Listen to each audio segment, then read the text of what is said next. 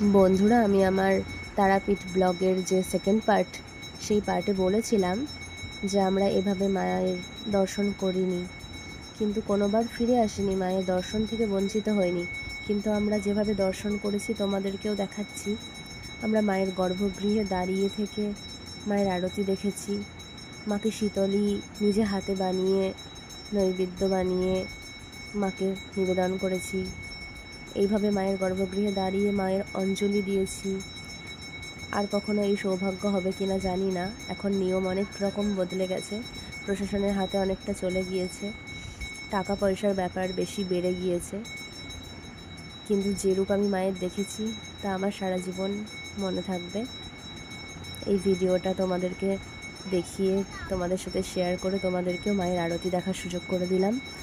মা সবার মঙ্গলময়ী, মা সবাইকে ভালো রাখবেন।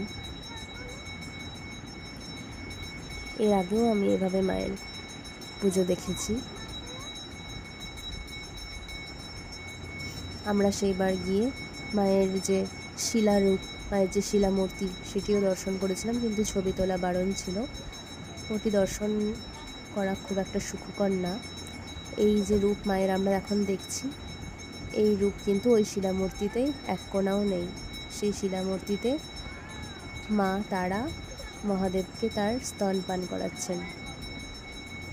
আমি যদি এর পরেও কখনো ওই শিলারূপ দেখার সুযোগ পাই, তবুও আমি কখনোই ছবি তুলব না।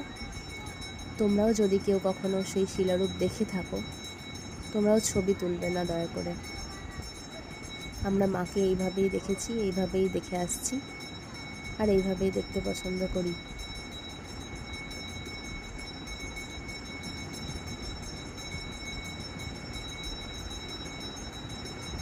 সেবার আমরা সন্ধ্যাবেলাতেও মায়ের অঞ্জলি দিয়েছি, মায়ের আরতি দেখেছি।